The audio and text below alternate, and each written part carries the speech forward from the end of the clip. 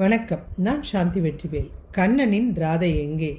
கண்டிப்பாக காதலர் தினத்தில் நம்ம தேடியே ஆக வேண்டிய ஒரு ஜோடி தான் இது. நம்மளும் தேடுவோம். காதல்ன்றது நம்ம நினைவுக்கு வர்றது கண்டிப்பாக இவங்க 2 பேர் தான். இந்த கிருஷ்ணனையும் ராதையையும் பாருங்களேன், தப்பாக சொல்லிட்டேன். கிருஷ்ணருக்கு கோபம் வந்துடும். ராதையே கிருஷ்ணான்னு சொன்னாதான் இவருக்கு ரொம்ப பிடிக்கும். இதுலேயே இவங்களுடைய காதல் தெரிஞ்சிடும். அப்புறம் ஏங்க கிருஷ்ணர் ராதையை திருமணம் செஞ்சுக்கல? உங்கள் எல்லார் மனசுலேயும் இருக்கிற கேள்வி எனக்கு புரியுது. உண்மையாகவே காதல்னு சொன்னதுமே அது ஒருவரை ஒருவர் சம்பந்தப்பட்ட விஷயம்.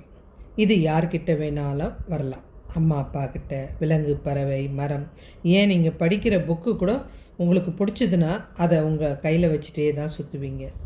எந்த உயிரில் வேணாலும் வரலாம். கிருஷ்ணர் குழந்தையாக கோகுலத்தில் வளர தொடங்கிட்டார். அவங்க வீட்டுக்கு எதிரே இருந்த பெண் தான் இந்த ராதை.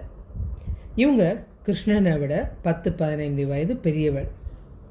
நம்ம குழந்தையில் இருக்கும்போது எப்படி அக்கம் பக்கத்து வீட்டில் வளருவோமோ, யார் வேணாலும் நம்மளை தூக்கிட்டு போகலாம், கொஞ்சலாம், என்ன வேணாலும் பண்ணலாம். அப்படி தான் இந்த கிருஷ்ணரை எப்போவும் இடுப்பில் தூக்கிட்டு போயிட்டே இருப்பாள். எங்கே போனாலும் அவள் நேராக யசோதா வீட்டுக்கு வருவாள். அந்த கிருஷ்ணரை அவங்கக்கிட்ட சொல்லாமையே தூக்கி இடுப்பில் வச்சுட்டு போயிட்டே இருப்பாள். இந்த வேலையை ராதா எதுக்காக செய்கிறா? யசோதைக்கு வேலை அதிகம். ஏன்னா அவங்க நிறைய பசுக்களை வச்சுருக்காங்க, நிறைய வேலை இருக்கும். இதனால் அதுவும் இந்த குழந்தை சரியான வாள். இது யசோதைக்கு அடங்கவே அடங்காது. அதனால் ராதை எடுத்துகிட்டு போயிடுவா. இல்லைன்னா ராதைக்கிட்ட எடுத்துன்னு போய் யசோதா கொடுத்துருவா.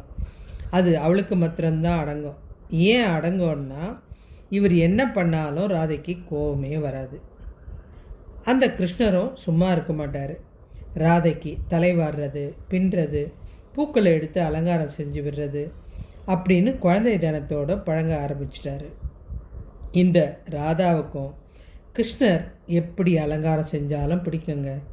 அவள் என்றைக்குமே தன்னை அந்த கண்ணாடியில் பார்த்தா கூட நான் அழகாக இருக்கேன்னு நினைக்க மாட்டாள். கிருஷ்ணர் என்ன அழகாக நம்மளை அலங்காரம் பண்ணியிருக்கான் அப்படின்னு தான் ரசி பார்ப்பா. அப்படின்னா எவ்வளோ ஒரு ஆசை பாருங்கள் அந்த கிருஷ்ணர் மேலே. யசோதா இல்லாமல் கூட கிருஷ்ணர் இருந்துருவாருங்க. ஆனால் ராதா இல்லாமல் இருக்கவே முடியாது. ராதை வளர்ந்த அப்புறம் ராதைக்கு அவள் அந்த கிருஷ்ணர் குழந்தையாக தான் தெரிஞ்சார். கிருஷ்ணருக்கு ராதை மேலே அந்த விருப்பம் குறையவே இல்லை. அவளை உயிராக தான் நினச்சார். அவள் பெரியவோ, நம்ம வளர்ந்துட்டோம், இது எதுவுமே எந்த குழந்தைக்குமே தெரியாது. ராதையை கூப்பிடணுன்னா இவர் உடனே ஒரு புல்லாங்குழலை எடுத்து வாசிக்க ஆரம்பிச்சிருவார். இந்த இசை கேட்டுட்டா போதும், ராதை என்ன வேலை செஞ்சாலும் அப்படியே போட்டுட்டு ஓடி வந்துடுவாங்க. இது ராதா விரும்புகிறதுனாலேயே அவர்கிட்ட எப்போவும் புல்லாங்குழல் இருக்கும். ஒரு நிமிஷம் சும்மா விட மாட்டார். எப்போவும் ராதாவை தொல்லை பண்ணிக்கிட்டே இருப்பார். அவரால் ராதாவை பார்க்காம இருக்கவே முடியாது. அவளுடைய வீட்டில் அவளுக்கும் வேறு ஒருவருக்கும் திருமண ஏற்பாடு நடந்துருச்சு. கண்ணனை பிரிய முடியாமல் தவிச்சாங்க. அழ ஆரம்பிச்சிட்டாங்க. தன்னுடைய குழந்தையாக இருந்தால் தூக்கிட்டு போயிடலாம். ஆனால் யசோதைக்கு எப்படி பதில் சொல்ல முடியும்? இவங்களுக்கு அந்த பிரிவு தாங்க முடியல. இது எதனாலன்றதுக்கும் ஒரு சாபம் இருக்குங்க. ஸ்ரீதாமான்னு ஒரு முனிவர். அவர் எப்போவும் கிருஷ்ணரை பார்க்க வருவார். ஒவ்வொரு வாட்டி அவர் கிருஷ்ணரை பார்க்க வரும்போது கிருஷ்ணர் ராதைக்கு அலங்காரம் செஞ்சிட்ருப்பார். இப்போது கிருஷ்ணர் வளர்ந்துருக்கலாம், ஆனால் எப்போவுமே அவர் கண்ணுக்கு ராதா உயிர் தான். அந்த கதவு சாத்தியிருந்தது. நான் இப்போ பார்க்க முடியாது, நான் ராதாவுக்கு அலங்காரம் பண்ணுறேன் அப்படின்ட்டார். ராதா தனக்கு கிருஷ்ணரை பார்க்க அனுமதி கொடுக்கல அப்படின்னு தப்பாக புரிஞ்சுக்கிட்டு அவர் கோச்சிக்கிட்டார்.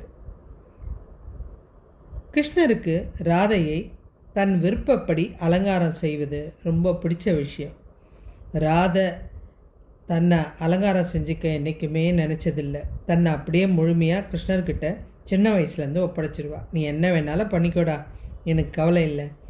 கிருஷ்ணர் எப்போ அலங்காரம் முடியுதோ அப்போ தான் அவளை சரிப்போ அப்படின்னு அனுப்புவார். இது இன்றைக்கும் நிறைய வீட்டில் குழந்தைங்க செய்கிற விஷயம். இந்த ராதா மேலே இந்த முனிவருக்கு கோபம் வந்துருச்சு. ராதாவை கூப்பிட்டாரு. ராதாவும் சொல்லிட்டாங்க, நான் வர முடியாது, கிருஷ்ணரையும் அனுப்ப முடியாது, அவன் அலங்காரம் செஞ்சாதான் அவன் வர முடியும் அப்படின்ட்டாங்க. முனிவருக்கு கோபம் வருமா வராதா? இவருக்கு வந்துருச்சு. இவங்க அன்பு அவருக்கு புரியலை. உடனே அவருக்கு கோபம் வந்துருச்சு. எப்போ பாரு கிருஷ்ணரை சதா சர்வகாலம் நினச்சிட்ருக்கியோ, கிருஷ்ணர் இல்லாமல் ஒரு நிமிஷம் கூட வாழ முடியாதுன்னு நினைக்கிறியோ, நீ திடீர்னு கிருஷ்ணரை 100 வருடத்துக்கு மறந்துடுவ, கிருஷ்ணர் நினைவே இல்லாமல் வாழ்வ அப்படின்னு சாபம் கொடுத்துட்டாரு. அதுதாங்க கிருஷ்ணர் வாழ்க்கையில் திடீர்னு இந்த ராதா கிருஷ்ணர் நினைவில்லாமல் மறந்துட்டா. இந்த இடத்துல நம்ம கண் கலங்குது. ஆமாங்க, பல வருஷம் போயிடுச்சு. கிருஷ்ணர் ஒரு முறை ராதாவை பற்றி யோசிச்சுட்டு அப்படியே அழ ஆரம்பிச்சிட்டார். எவ்வளோ அருமையான காதல் இது, எப்போவுமே பழைய காதல் மறக்காது. அழ ஆரம்பிச்சிட்டாரு. இதை பார்த்த நாரதர், ஏன் கிருஷ்ணா அழுகுற? இல்லை, எனக்கு திடீர்னு ராதாவோட ஞாபகம் வந்துருச்சு, என் மேலே எவ்வளோ உயிர், நான் அவள் இல்லாமல் இருக்கவே மாட்டேன், எத்தனை ஆண்டு கடந்துடுச்சு, எப்படி இருந்தேன் அப்படின்றார். அப்போது நாரதர் சொல்கிறார், கிருஷ்ணா நான் இங்கே எதுக்கு வந்தேன்னு தெரியுமா அப்படின்னார். ராதா வந்திருக்கா. கிருஷ்ணருக்கு அப்படி ஒரு சந்தோஷம், மகிழ்ச்சி, ராதாவை திரும்பவும் நம்ம சந்திக்க போகிறோம், அப்படியே அதிர்ச்சியில் ஆழ்ந்துட்டார். இது எவ்வளோ பெரிய ஒரு விஷயம் பாருங்களேன். இவர் கண்ணு மாத்திரம் அந்த கதவை பார்த்துக்கிட்டே இருக்குது. அரண்மனை வாசலுக்குள்ளே வயதான பாட்டி ஒருத்தர் வந்தாங்க. அந்த ராதையான பாட்டிக்கு கிருஷ்ணரை நல்லா தெரியும். ஏன்னா அவங்க வளர்ந்தவங்க தானே. முதல்ல செலுத்திய அன்பு தன் கைகளால் கிருஷ்ணரை தடவி பார்த்தாங்க. அப்படியே அணைச்சிட்டு அழ ஆரம்பிச்சிட்டாங்க. கிருஷ்ணரை கண்ட மகிழ்ச்சியில் அந்த புல்லாங்குழலை எடுத்து வாசிப்பா அப்படின்னாங்க. இப்போ ஒரு தனி மரியாதை வந்துருச்சு அவங்களுக்கு அவர் மேலே. இது எவ்வளோ அற்புதமான காதல் பாருங்கள். மனசே சிலிர்க்க வைக்குது. கிருஷ்ணருக்கு அந்த பாட்டி முகத்துலேருந்து கண் எடுக்கவே முடியல. அவருடைய கண் தாரையாக அழுகுது. அந்த பாட்டியும் கிருஷ்ணருடைய அழகை அப்படியே பார்த்துக்கிட்டே நின்னாங்க.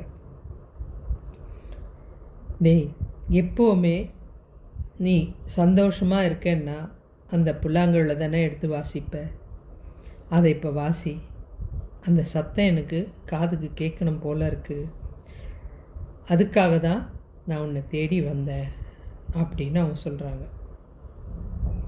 சொன்னதோடு மட்டுமல்லாமல் பழைய மாதிரி அவர் உக்காந்துருந்தார். இவங்க பக்கத்தில் உட்காந்து அந்த மடி மேலே சாஞ்சிட்டாங்க. கிருஷ்ணர் ராதா கேட்ட ஒரே காரணத்துக்காக புல்லாங்குழலை இசைக்க ஆரம்பித்தார். இந்த இடத்துல எனக்கு கண் கலங்கினதுனால மேற்கொண்டு பேசவே முடியல. அவர் மடியில் படுத்துட்டு அப்படியே கண்ணை மூடி அவங்க அப்படியே உயிரை விட்டுட்டாங்க. கிருஷ்ணருக்கு அப்போ தான் புரியுது இத்தனையும் மாயன்றது. கிருஷ்ணர் கதறி அழுகிறாரு. ராதையை பிரிய முடியாமல் தவிக்கிறாரு. பிறகு கோபத்தில், இனி இந்த புல்லாங்குழலை தொடமாட்டேன், என்னுடைய ராதை இல்லாமல் நான் இதை எடுக்க மாட்டேன், நான் இதை வாசித்தா வருவாளே, இனி வரமாட்டா அப்படின்னு அந்த புல்லாங்குழலை உடைச்சிட்டாரு. உடல் அற்ற உயிரின் மீது உள்ள ஆசையால் ஏற்படும் வாழ்க்கை சில நேரங்களில் நம்மையே கதற வைத்துவிடும். ஆனால் அந்த ஆசையானது அவர் ஆத்மாவில் பதிந்துவிட்டது. எந்த இடத்தில் ராதை என்று குரல் கேட்டாலோ அங்கே கிருஷ்ணர் வந்து விடுவார். ராமா என்றதும் ஓடி வரும் அனுமானைப் போல இவர் பக்தி ராதை மீது இருந்தது. இவரது பக்தர்கள் இப்பொழுதும் இவரை தங்கள் வசம் திருப்ப ராதே கிருஷ்ணா என்று கூறுகிறார்கள். எத்தனை கலங்க வைத்த இந்த காதல் கதை உங்களுக்கு பிடிச்சிருந்தா கண்டிப்பாக எனக்கு கமெண்ட் பண்ணுங்கள். கிருஷ்ணர் மகிழ்ச்சியாக இருக்கிற இடத்துல ராதா இருப்பாங்க. ராதா இருக்கிற இடத்துல அந்த கிருஷ்ணர் இருப்பார். கிருஷ்ணர் மகிழ்ச்சியாக வாழ்ந்த இடம் ராதை இருந்த பிருந்தாவனம். உண்மைங்க, நமக்கு உலக மாயன்றது தெரியும். இங்கே எதுவுமே நிரந்தரமாக இருக்க போகிறதில்லைன்றதும் நம்ம மனம் சொல்லும். இருந்தாலும் சில பொருட்கள் மேலே, சில உருவங்க மேலே அதிகமாக உயிர் வச்சுட்டு, ஆசை வச்சுட்டு பிரிய முடியாமல் தவிச்சிட்ருக்கோம். அது நிச்சயமாக நம்மோடு போகும்போது வரப்போகிறது இல்லைங்க. இதை புரிஞ்சோம் தெரியாது போல், தெரிஞ்சோம் புரிஞ்சிக்காதது போல் இப்படி இருக்கிறது தான் இந்த காதல். அதனால தான் நம்மளால் எதையும் ஏற்றுக்க முடியலங்க. நாம் பூக்களை இறைவனுக்கு மட்டும் பயன்படுத்துவோம். இறைவன் விரும்பி பூக்களை பயன்படுத்தியது ராதாவுக்கு மட்டும்தாங்க. ராதையிடம் இறைவனுக்கு உள்ள பக்தியை பூக்களே அடிக்கடி சொல்லி கொண்டிருக்கும். அத்தனை வகையான பூக்கள் ராதைக்காக அவர் சேகரிப்பார். இவர்களது அன்பை பூக்கள் மட்டுமே அதிகமாக ரசித்தது. ராதை இருக்கும் இடமெல்லாம் கிருஷ்ணருக்கு பிருந்தாவனமாக இருந்தது. பக்தர்கள் ராதே கிருஷ்ணா என்று கூறியதும் கிருஷ்ணனின் இதயம் ராதையை தேடி அங்கே வந்துவிடும்.